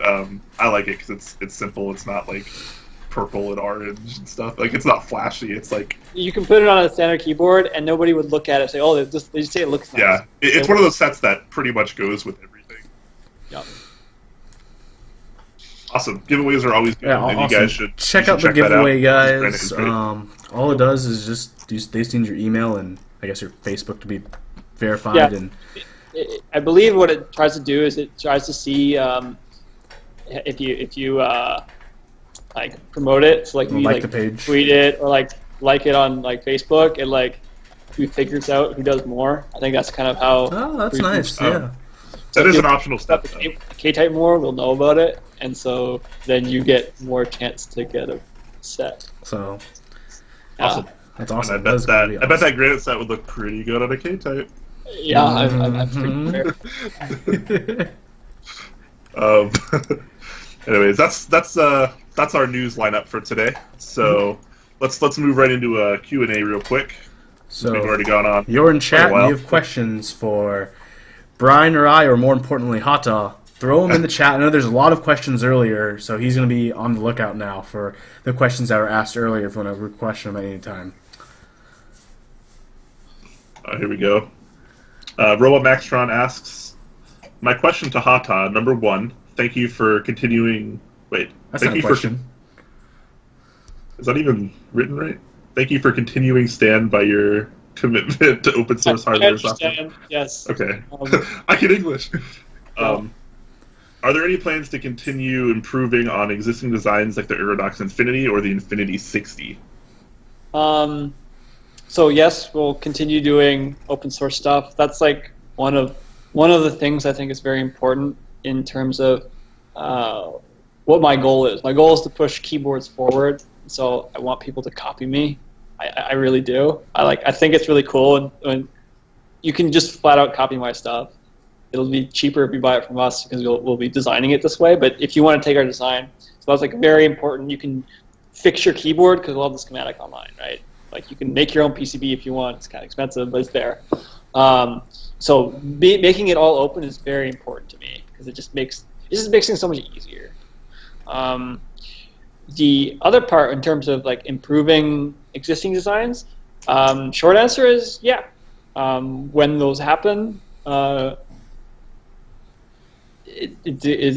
can't say too much. I've made some of them are ready to go, and it's basically just waiting for other things to launch. Like one of the things that have slowed down sort of the improvements on other keyboards is actually the launch of the K-type. Because there's a lot of improvements we've done, not just like the RGB stuff, but like internally, there's a lot of things we've done to fix it up and like improve the design. And until we launch the K-type, we can't like put them in, or like they'll be like one-upping. Like a little known fact is that the White Fox design was actually done before the Ergodox design, and if you know the timelines for when they were released, they're like wildly different. For example, so like we there's a very like particular order of things get launched because like we want to prepare it, launch it, and like make sure it's good before it becomes like a Lego piece, right? Like the whole framework we have for keyboards is Lego pieces, right? And so we can't release it into new stuff until we know the Lego piece is good. Because if we ship it out to all the things, then I have like multiple headaches instead of just one headache. I like one launch at a time. Mm-hmm. I can only one thing. All right. Yeah. We have a lot of questions already coming in, so we're gonna have to really try to like pound through some. Yeah. So Haata, how do you feel about MX clones like Gatoron or even the quote unquote crappier ones like Kale and Otomu? Some of them are really good. Some of them are really inconsistent. My opinions are actually that Gatoron is very inconsistent in general. Like you can get some really good ones. It's like the donut shop analogy, where you get really good ones and you get really crappy ones. Kaiwa used to be really crappy. They're actually arguably way better now. That being the parent company of Kale for the people that aren't aware. And it's like they're who we'll be using for the K-type, and there's a bunch of reasons why, but the Switch is really actually good. And so yeah, Otemu is kind of interesting. Then there's like other ones like Gretech. They're actually interesting. They're doing different things. Some of them just clone, some of them do other things. So I like seeing clones. That means stuff is happening. People call me crazy when I say I like Gretech greens more than Gatoron greens. I don't think that's not normal. But like no, I can see that. Yeah. But like you said, Gatorons are wildly inconsistent. I've gotten batches of Switches, and I'm just like, how are these even the same Switch? You know, I've had browns that have been scratchier than like any cherry brown that I've ever felt, and I've had browns that are essentially like Zelios, like they feel good. And so I'm just like, it's so confusing, and that's why for Gatoron I pretty much only ever buy like the linears, like mostly like blacks and yellows, because I found those have the least amount of variance. Yeah. Because when you start introducing tactile force and clicking mechanisms, there's a lot more tolerance issues, points of failure, etc. So there's that. Another question for you, Haata. When you start measuring switches again, how should people send switches to you if they'd like you to do a switch measurement, assuming you don't already have that switch? Which he might. He has a lot of switches that have not been measured. I have a lot of them, and people have sent me some, and I have measured them for people. So if you have like really interesting custom switches that you're pretty sure I don't have, I will accept them and I will measure them. Like I will happily do it. Now that I'm set up in my new lab, I'll try to do a little tour a little bit later after the Q&A. But that I'm very interested in accepting them. In terms of a list and figuring out, this is like a problem, my own problem, not just you guys figuring out what to send me. Like I don't even know what I have. I have so much. So I'm trying to put together a database of all this stuff. and I want to like set it up. It's all automated. It's like you can look on Plotly to see, oh, here's all the links of all the things that I already measured. Here's all the things that I haven't measured, and here's like how you put the part numbers in. And, like I'll have like the whole process of like, you want it measured? Here's like the little information you got to find. It'll be really easy, but like I just need it, and it makes it so much easier. Yeah. So I'm hoping to get that straightened up in the next like couple months. Yeah. Cool. Hopefully with some help. Cool. We'll keep our eyes open. Another question for all of us this time: are any of us attending KeyCon? Probably not. Where's KeyCon? This year it's in. I forgot already. Sometimes I show up. It really depends on like what weekend. Like I like impromptu surprise showed up at the Chicago one a couple years ago. Like I just. They are. It's Philadelphia this year. Interesting. Never been there. Yeah. It'd be fun. I'm from Philly, but now I live across the country, so I'm probably not going to that one. Yeah. Yeah, I'm not planning on going. I'm not planning on going. No, I might. I'll think about it, but like I wouldn't bring any keyboards. It's really hard to bring my stuff. Well, there you go. Actually, right before that, Donut Cables asks, any plans for a 96-key keyboard? 96-key best layout. I'm assuming that's targeted towards Input Club, and I'm assuming that's probably not going to be coming. I can't talk a lot about it, but it might be. Ooh, hype. I can't say anything. I don't know if it's been released. So like there actually has been like talk about stuff, but I haven't read it recently, so I can't say. But yes, stuff is being looked at. I can't tell you any timelines or what it's gonna look like, or who you're gonna get it from, or any of that stuff. It's just like it's in the pipeline somewhere. It's possibly in the pipeline for release. In the pipeline. We have actually designed a bunch of keyboards that never saw the light of day for a lot of reasons. Lots of them were drama reasons, unfortunately. But yes, that's a beer story. I can't talk about it here. That's fair. That's fair. So might be happening, might not be. Guess you have to wait around to find out. The Beep Haha, who is Josh of Pluggable Technologies, asks Haata, are you open to collaborating with other companies on projects? Yes. It really depends on sort of what the project is. We'll definitely like hear them out and like see what the project is, and we'll kind of go through. Right now we have a lot of projects sort of ramping up because K-Type's getting ready to launch, so we're like actually like churning a lot of stuff right now. So it wouldn't be anything like super fast, but we're definitely interested in collaborations and what different kinds of things. I'm almost definitely interested in things that push keyboards forward. So if you have like really cool projects that you think I'd be interested in, I can at least give you like a timeline for like when I can think that can happen. Cool. Yeah. Jetpack Tuxedo asks the question for everyone. A Prionic plus 3x5 numpad fits in a 60% case, but has like 75 keys. Is it a 60% or is it a 75%? Are percentages meaningless when describing keyboards? This stems from a little bit of backstory here. This stems from what was basically an argument in one of my Slack chats about a week ago or so, and we were discussing what percentage actually means. Because originally it was designed as in ratio to a full-size keyboard being 100% keyboard, which is a 104 key layout, and then it's supposed to scale down from there.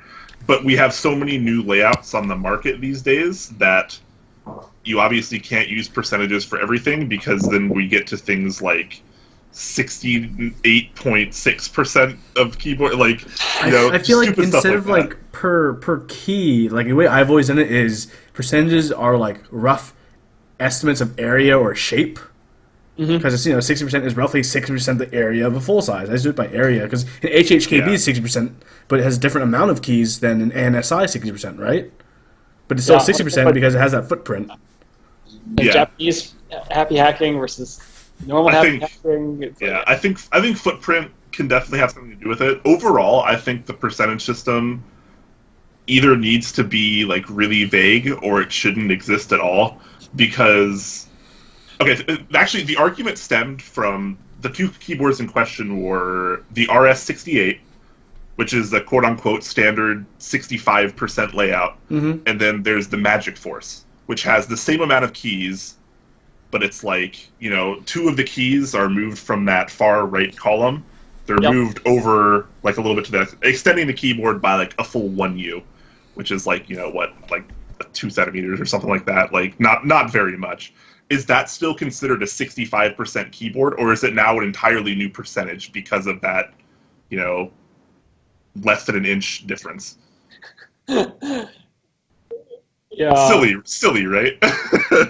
These are the kind of questions that I look as like the community will figure it out or not, and it's like, yeah. See, yeah. My theory is if you're going to do it, it needs to be a rough area. I think footprint is fine because obviously, like an ANSI 60% has a different amount of keys than an ISO 60% or something like that. So I want to like throw another wrench into this thing just to be an asshole.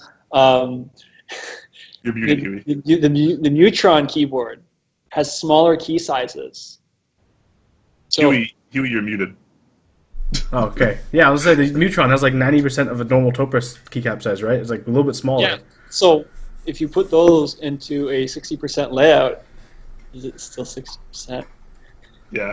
Well, it gets even stupider once you get down to like 40%.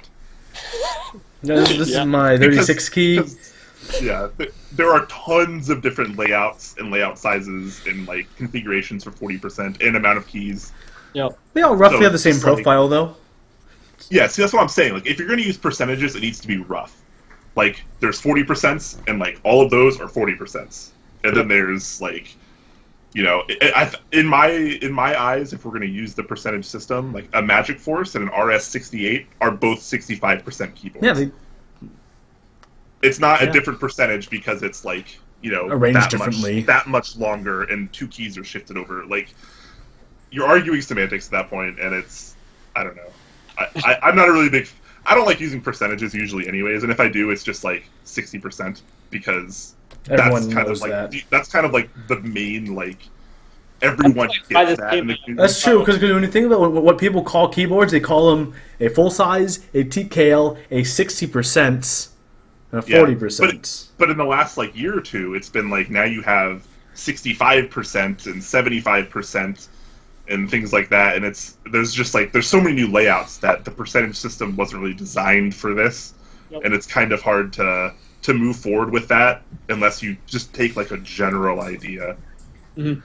So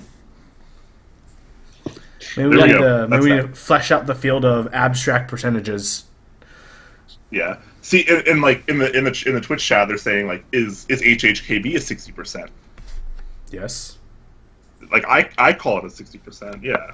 But like I also don't care that it's a percentage. Like when you're speaking about a layout, like you speak about the layout itself. Yeah. Like, you don't have to label it with a percentage.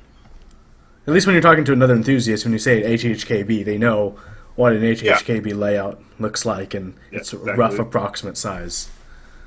I'd hope. What other questions we have?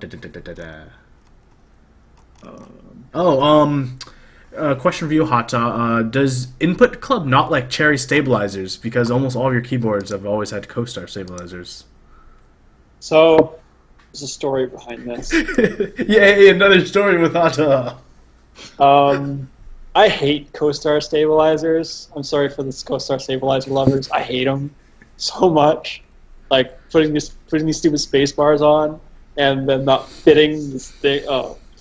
On the original Infinity 60%, Andrew actually hand bent all the stabilizer wires for the keyboards because Signature Plastics with a 6U spacebar had a weird spacing, and so those are custom made stabilizers by hand.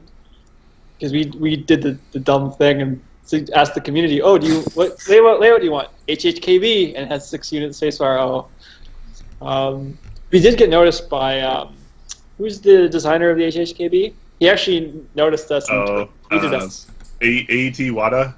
Yeah, Yeah. he tweeted that about the 56%. That makes me really happy. That's cool. But anyways, so we've been trying to use cherry stabilizers forever, but back in 2014, yeah, fall 2014 when we launched it, you couldn't get cherry stabilizers at all. You couldn't get them from Cherry. You couldn't get them from anybody. And we wanted plate mount. We didn't want PCB mount. And so like that was all we could. And the only person we could get it from was like WHD at that time. That was it. That's how far we've come in terms of like supplies. Like you couldn't get any of this stuff. They're just supplying it. Because it was like a small run of keyboards. It was only like 300 units, right? Like how do you force that number? Yeah. And nowadays, actually, if you build an HHKB layout on an MX board, it almost exclusively uses a 7U spacebar instead of the more common 6U that you only see on an actual HHKB. Yep. And so a lot of the more popular sets these days from GMK and like anything like Cherry Profile these days is going to include a 6.25, which is the standard. Then it's going to include the 7U, and sometimes they include 6U also. Yeah, that's becoming more of a thing. But you almost never ever see a 6U spacebar on an MX layout. Mm-hmm. So in terms of that, the K-type has cherry stabilizers. So it does. Are they plate mounted or are they PCB mounted? They're plate mounted cherry stabilizers. Okay. Cool. Yes. So people can stop freaking out about it. Okay, chat. Any other questions? Yep. Any last minute questions you got from you guys? Chat's been having quite the discussion about percentages and stuff. What path have we led them on now? Yeah. Well, but that argument in Slack legitimately went on for like over an hour, and it contained like several people. So it was pretty extreme, to say the least. But I think in the end we kind of settled on kind of what I was saying. Either percentages need to not really be a thing anymore, or they need to be vague enough to where it just covers like a vague footprint. Mm. So we have any other questions? If not, we'll start wrapping up. Yeah, we've gone on for like 2 hours now. This is like one of our longest 2 episodes. hours. Probably the longest episode we've had. I can talk Which is cool because I mean I think we all learned a lot. Yeah, we learned a lot this episode. I feel very small in this community now. Good, Brian. We are small in this community. So like I run keyboard meetups, and I'm trying to host another one. I'm actually organizing another Bay Area one pretty soon. I hope. But it one of the things I'm really sad about is that I organize it, so I have to run it, but then I can't talk to everybody. I like chatting with I don't like running it. I want to talk to people, what they're doing, talk about keyboards, what are they interested in, and like I'll show off on my keyboards. And so it's like really sad. I can't just talk to everyone anymore. I'll see how it is for the first time when I go to. There's a SoCal meetup happening, I think, next month that I'm not hosting. So it's gonna be like my first time going to a meetup and not having to like worry about X, Y, and Z and just. The Fremont one was so awesome because it's so great. That's what I did. That's what I did for the NorCal meetup. I was like, I don't have to do anything. Like I can actually just go like type on keyboards and talk to people, and it was a lot of fun because of that. Yeah. Well, yeah, I think I'm gonna host one end of March maybe. I'm actually about to agree upon a date. Like I actually have a venue, but it won't be the usual day, which is annoying. I like my Saturdays at 1 p.m. That's like my favorite time for meetups.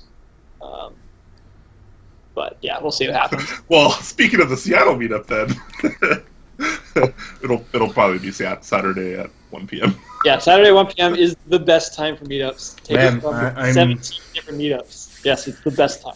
I'm such a rebel with my Saturday at noon meetups. You're a freak, dude. You're a freak. But if you weren't aware, Haata, the Seattle meetups are actually done at the Seattle Living Computer Museum. Oh, that's cool. Which is a really, really neat place, and they have a lot of vintage computer and keyboard stuff, and it's super awesome. So you should try to make it down here, even if we have to start a list of like what announcements like I can like remind, because I actually have a mailing list of like I think I have like 400 people on my mailing list for my own meetups, which is like really crazy. But yeah, I'll I'll personally send you reminders on Slack. I do like going to the meetups. It's really a question They're of fun. do I have time like that weekend? Because I actually Yeah. usually do. Like it's not that hard. It's going to be July 22nd if you need to Mhm. plan ahead. Anyways, Yes. we should probably wrap up now. So yeah, thank you, Jacob, so much for joining us. This has probably been our most enlightening Yeah, episode definitely. of Top Clack. Usually we don't have someone on with quite your level of knowledge. Not this it's breadth been, of knowledge and expertise. It's been very, very cool, and I think we all learned way more than we expected today. So before we all run away, I want to do like a quick little say what Haata's keyboard lab looks like and see if I can. Oh yeah, sure. I can do it. For those who didn't hear, I recently got myself a 2,500 square foot keyboard lab, and so it has 25-foot ceilings. Ooh. It's actually on the 13th floor. You never hear about that. That's a big ceiling for. Was it fun getting your 8 billion keyboards up there? Oh yeah, the elevator's super fast. One of those like really old switching elevators. So you're worried you're gonna die every time you get on it. Oh, fantastic. But yeah, like I have like real power. There actually used to be a data center in here, and so like it has cooling. It's really cold in here, which is why I have a jacket on. I have like a proper rack. I'm gonna fill this with all this bunch of test equipment pretty soon. A bunch of oscilloscopes and crap. And for those of you who like soldering gear, I have very fancy soldering gear. Wow. I highly recommend paste stuff. As you can see, I have a lot of paste stuff. Oki is really good too. So all these enthusiasts running around being like Hako this and Hako that, like he has. Hako is not bad. It does the job. It does the job. This is just like the real deal stuff. Yes, like the only way you get this stuff is eBay. Like you do not pay full price for any of that stuff. Like when you want to do surface mount seriously, let's see if I can show a picture of it. This is soldering tweezers. They are the best invention ever. Oh my god! Wow, that looks amazing. Those would have helped me so many times. Exactly. Like when you know what they are, you just want them. I also have a soldering microscope, and it has like the mount for. Of course you do. Of course you do. Has a proper mount for what's it called? A camera. So I have a trinocular, so I can take like super close-up photos of PCBs and stuff like that. It's useful for those of you who do your own custom PCBs and want to complain to your fab. It's like you screw the soldering up, so you can take a real picture of it, of what happened. Super useful. They don't actually they don't cost that much. I think that one was like $500 or something like that, which is expensive, but we all buy lots of keyboards, so it's not that expensive. That's like one like pretty good custom. Yeah, and it's like a really useful tool that lasts you pretty much forever. Here's a selection of keyboards that I have that are racked up. There's a keyboard in each one of those boxes. Yeah, in each one, there's sometimes more than one. If you see these labels, I actually like start packing in like 3, because like, yeah, I have various things. I have a bunch of Selectrics. I have like a data entry Selectrics. I have 2 of those. And we're over here like, oh, we have like 10 keyboards. We have 20 keyboards. This thing is pretty cool. It's like a typewriter thing. It has this giant Nixie tube in there. What else I got? Oh, for those who've never seen one, I have a Russian Model M clone. Ooh. It sounds right. It feels slightly off, but it's still clicky. And yeah, there's something just I need to measure the force curve to know, but it's really yellow. It has the typical Soviet quality. This one here is an East German Hall effect keyboard. I got a bunch of other stuff. I can go forever. This keyboard there, 1920s keyboard there. So yeah, going through, got a bunch of venting. I kind of want to put like a reflow oven here, so I can like do cool stuff. More keyboards that I need to document here. Storage there. yeah, I'm gonna try to set up a proper photograph setup again. It used to be in my apartment.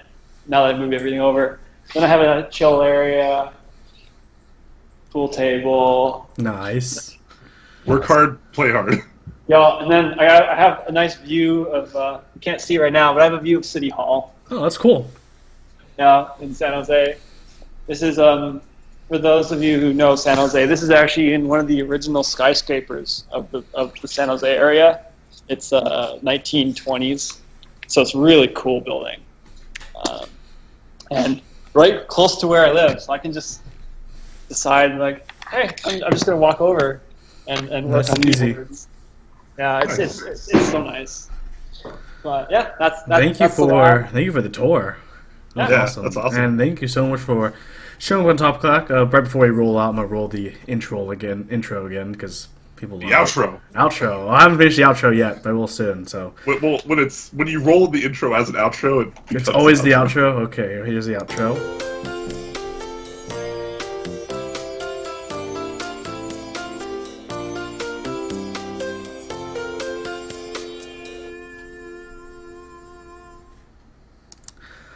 Okay, well, for everyone watching live, thank you so much for watching us tonight. Thank you, Haata, so much for joining us, and I apologize for the lateness. Yeah, thank you, everyone, for watching. I hope to see everyone tune in next week when we have someone. We don't know who we have yet. Someone cool on, like always. But yeah, we'll see everyone else next week. We should be back on time at our normal 6 p.m. Pacific showing. Today was just a little bit of an exception because of reasons. So yeah, but that is that. Thank you everyone so much for joining. Have a nice night.